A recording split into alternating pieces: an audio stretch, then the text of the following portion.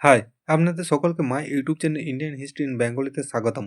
আজকে আমরা আলোচনা করব পশ্চিমবঙ্গ মধ্য শিক্ষা পরিষদ 2026 সালে যে মাধ্যমিক পরীক্ষা হতে চলেছে তার ইতিহাসের গুরুত্বপূর্ণ 4 নম্বরের প্রশ্ন উত্তরগুলি। এর আগের ক্লাসে 8 নম্বরের প্রশ্ন উত্তরগুলি দেওয়া হয়েছে সাজেশন। এবারে 4 নম্বরের যে গুরুত্বপূর্ণ প্রশ্নগুলি উত্তরগুলি সাজেশন দেওয়া হবে। তার আগে আমার চ্যানেলে নতুন থাকলে প্লিজ লাইক সাবস্ক্রাইব করে রাখুন এবং পাশের বেল আইকনটি প্রেস করে রাখুন। যখনই কোনো নতুন ভিডিও আপলোড করব সবার আগে যেন আপনাদের কাছে পৌঁছে যায়। ওকে, শুরু করা যাক আজকের ক্লাস। প্রথম চ্যাপ্টার, ইতিহাসের ধারণা থেকে। প্রথম প্রশ্ন, আধুনিক ভারতের ইতিহাসের উপাদান হিসাবে জীবনের ঝোড়াপাতা যে সরলা দেবী চৌধুরানীর লেখা সে সম্পর্কে বা জীবন স্মৃতি রবীন্দ্রনাথ ঠাকুরের লেখা সেই সম্পর্কে আলোচনা করো। ২ নম্বর প্রশ্ন, ইতিহাসের উপাদান হিসাবে সোমপ্রকাশ এবং বঙ্গদর্শন যে দুটি পত্রিকা আছে এই পত্রিকার গুরুত্ব সম্পর্কে আলোচনা করো। সেই সম্পর্কে একটু ভালো করে দেখে নেবে। ৩ নম্বরে, আধুনিক ইতিহাস চর্চায় নারীর ইতিহাস এর গুরুত্ব কী? ৪ নম্বরে, ইতিহাসের তথ্যের সংগ্রহে ইন্টারনেটের সুবিধা এবং অসুবিধা। ইন্টারনেটে যে আধুনিককালে যে পড়া হচ্ছে ইন্টারনেটে খুব কম সময়ে যে তথ্যগুলো পাওয়া যাচ্ছে সেই সূত্রে, আর অসুবিধাটা কী ছিল সেই সম্পর্কে। আধুনিক ভারতের ইতিহাস উপাদান হিসাবে বিপিনচন্দ্র পালের যে ৭০ বছর এর গুরুত্ব, যে গুরুত্ব কী, ৭০ বছর যে গ্রন্থটা লিখেছিল সেটা তার গুরুত্বটা কী সেই সম্পর্কে। দ্বিতীয় অধ্যায় কিছু সংস্কার বৈশিষ্ট্য পর্যালোচনা থেকে। প্রথম প্রশ্ন, নারী শিক্ষা বিস্তারে ঈশ্বরচন্দ্র বিদ্যাসাগর যে ভূমিকা গ্রহণ করেছিল সে সম্পর্কে আলোচনা করে। Very very important. দ্বিতীয়, হুতুম পেচার যে নকশা গ্রন্থে ১৯ শতকে বাংলার যে কিরূপ সমাজ চিত্র, যে সামাজিক বা সমাজ চিত্রটি পাওয়া যায়, যে সমাজ চিত্র যে বাবু শ্রেণীর কাহিনী, বাবু কালচার সে সম্পর্কে। ৩ নম্বরে, টিকা লেখো উডের ড্যাশ পেজ। এই উডের ড্যাশ পেজের ফলে তো চার্লস উড বড় কন্ট্রোলের সভাপতি ছিল, সেই চার্লস উডের ফলেই কিছু কলকাতা, মুম্বাই, মাদ্রাজে ৩টা বিশ্ববিদ্যালয় গড়ে উঠেছিল। আর ম্যাগলেনিটির ফলে পাশ্চাত্য যে ধারণাটা, এর ফলে পাশ্চাত্য শিক্ষার প্রতি ঝুঁকে পড়েছে মানুষ সে সম্পর্কে।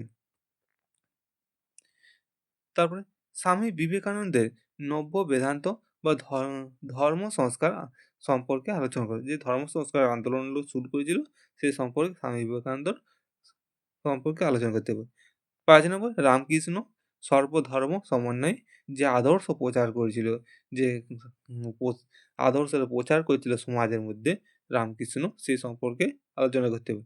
তারপরে ৬ নম্বর, ১৯ শতকে সমাজ সংস্কার হিসাবে বামাবোধিনী পত্রিকার গুরুত্ব। যে বামাবোধিনী পত্রিকা যে মেয়েদের ক্ষেত্রে যে সম্মান তুলে দিচ্ছিল সে সম্পর্কে আলোচনা করতে হবে। ৩ নম্বর অধ্যায়, প্রতিরোধ ও বিদ্রোহ। ১ ১৮৫৫ খ্রিস্টাব্দে সাঁওতালরা কেন বিদ্রোহ করেছিল তার কারণ ও ফলাফল সম্পর্কে। ২ নম্বরে, নীল বিদ্রোহে বাংলার শিক্ষিত মধ্যবিত্ত সমাজের ভূমিকা কী ছিল। যে নীল বিদ্রোহ চলছিল তখন বাংলায় মধ্যবিত্ত শিক্ষিতদের ভূমিকা কী ছিল। ৩ নম্বরে, ফরাসি আন্দোলন কি নিছক ধর্মীয় আন্দোলন ছিল, আলোচনা করো। তারপরে টিকা লেখো ৪ নম্বরে, কোল বিদ্রোহ। ৫ নম্বরে, উপনিবেশিক কেটে অরণ্য আইন কিভাবে আদিবাসীদের অধিকার হরণ করেছিল।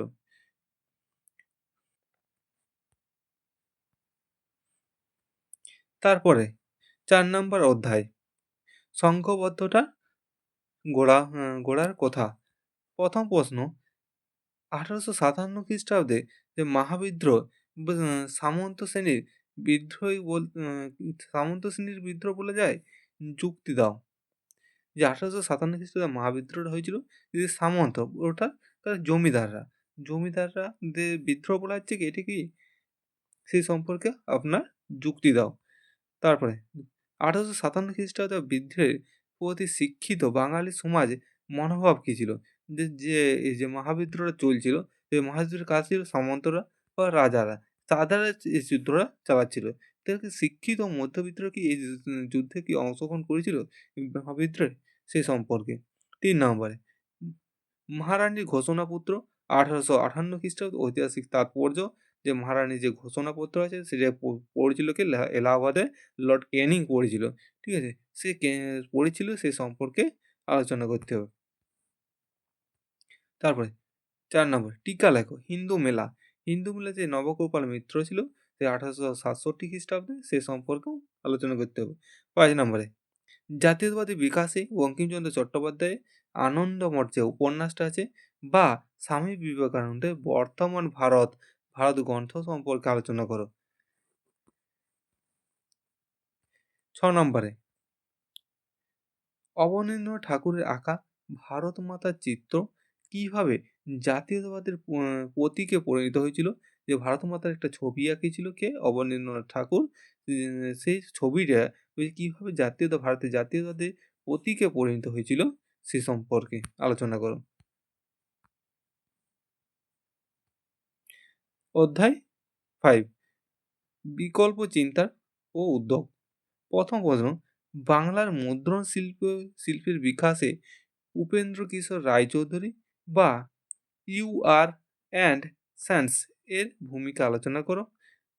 ২ নম্বরে টিকা লেখো, জাতীয় শিক্ষা পরিষদ যে বঙ্গভঙ্গ হচ্ছিল তখন কি হয়েছে, একটা শিক্ষা পরিষদ গঠিত হয়েছিল, তাকে প্রধান করা হয়েছিল কে? অরবিন্দ ঘোষকে। ঠিক আছে?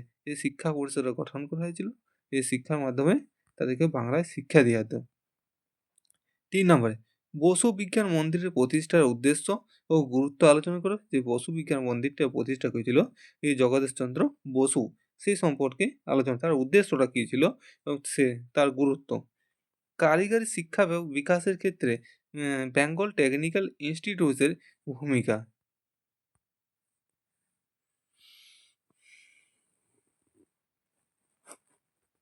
তারপরে রবীন্দ্রনাথ ঠাকুর শান্তিনিকেতনের ভাবনা যে প্রকৃতি এবং মানুষের সমন্বয়ে কিভাবে বিকাশ ঘটে, কিভাবে ঘটেছিল মানুষ আর প্রকৃতির মধ্যে যে মেল, সে সমন্বয়টা কিভাবে ঘটেছিল সে সম্পর্কে আলোচনা করো।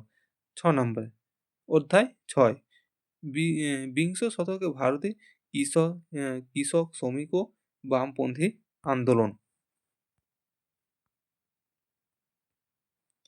একা আন্দোলন সম্পর্কে সংক্ষেপে আলোচনা করো। যে একা আন্দোলনটা হয়েছিল মাদাম পার্সির নেতৃত্বে, সে সম্পর্কে আলোচনা করো। তারপরে ২ নম্বরে বারদৌলি সত্যাগ্রহ আন্দোলনের পরিচয় দাও। গুজরাটে বারদৌলি সত্যাগ্রহ হয়েছিল কার নেতৃত্বে? সর্দার বল্লভভাই প্যাটেলের নেতৃত্বে। তাকে সর্দার উপাধি দিয়েছিল সেখানকার মহিলারা, সে সম্পর্কে আলোচনা। ৩ নম্বর বঙ্গভঙ্গ বিরোধী আন্দোলনের শ্রমিক শ্রেণীর ভূমিকা আলোচনা করে। যে বঙ্গভঙ্গ বাংলাকে ভাগ করে দিয়েছিল তখন যে শ্রমিকরা যে আন্দোলন করছিল সেই শ্রমিক আন্দোলনের সম্পর্কে আলোচনা করো। ৪ নম্বরে টিকা লেখো, ওয়ার্কার্স অ্যান্ড পেজেন্ট পার্টি একটা প্রতিষ্ঠা হয়েছিল।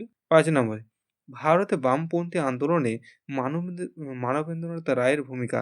যে মানবেন্দ্রনাথ রায় যে গিয়েছিল পাটাভিয়া গিয়েছিল, সেখানে গিয়েছিল, সেখানে কমিউনিস্ট পার্টি প্রতিষ্ঠা হয়েছিল, হত্যা হয়েছিল। ঠিক আছে? সে মানবেন্দ্রনাথ রায় যে বা এম এন রায়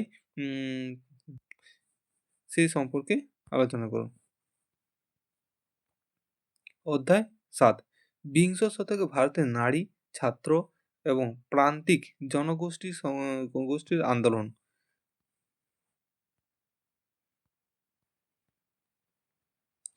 প্রথম, সশস্ত্র বিপ্লবী আন্দোলনে নারীদের ভূমিকা আলোচনা করো। যে প্রীতিলতা ও কল্পনা দত্তের বিশেষ উল্লেখযোগ্য। ২ নম্বরে দলিতদের বিষয়ে গান্ধীজি এবং আম্বেদকরের মধ্যে বিতর্ক আলোচনা করো। ৩ অসহযোগ আন্দোলনে নারীদের ভূমিকা। ৪ নম্বরে দীপালি সংঘ। ৫ নম্বরে নমং যুদ্ধ আন্দোলনে সম্পর্কে সংক্ষেপে আলোচনা করো। ৮ নম্বর অধ্যায় উত্তর ও উপনিবেশিক ভারত। প্রথম প্রশ্ন, জুনাগড় রাজ্যটি কিভাবে ভারতে অন্তর্ভুক্ত হয়? ২ নম্বরে হায়দ্রাবাদ রাজ্যটি কিভাবে ভারতে অন্তর্ভুক্ত হয়েছিল? ৩ নম্বরে উদ্ভূত সমস্যা সমাধানে ভারত সরকার কি কি উদ্যোগ গ্রহণ করেছিল?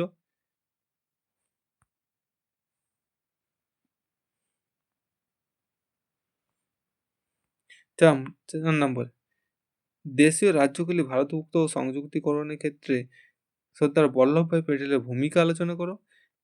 5 নম্বরে ভাষাভিত্তিক রাজ্য পুনর্গঠন আন্দোলন সম্পর্কে সংক্ষেপে লিখো। এই ছিল সম্পূর্ণ সিলেবাসের যে উপর সাজেশন। কত নম্বরে? 4 নম্বরে। ঠিক আছে? এর পরবর্তী ভিডিও হবে 2 নম্বরে। 2 নম্বরে প্রশ্ন উত্তর নিয়ে। ঠিক আছে? এ তাহলে এরকম পরবর্তীকালে ভিডিওতে পাওয়ার জন্য আমাদের চ্যানেলটিকে সাবস্ক্রাইব করে রাখতে পারেন। ওকে, ধন্যবাদ।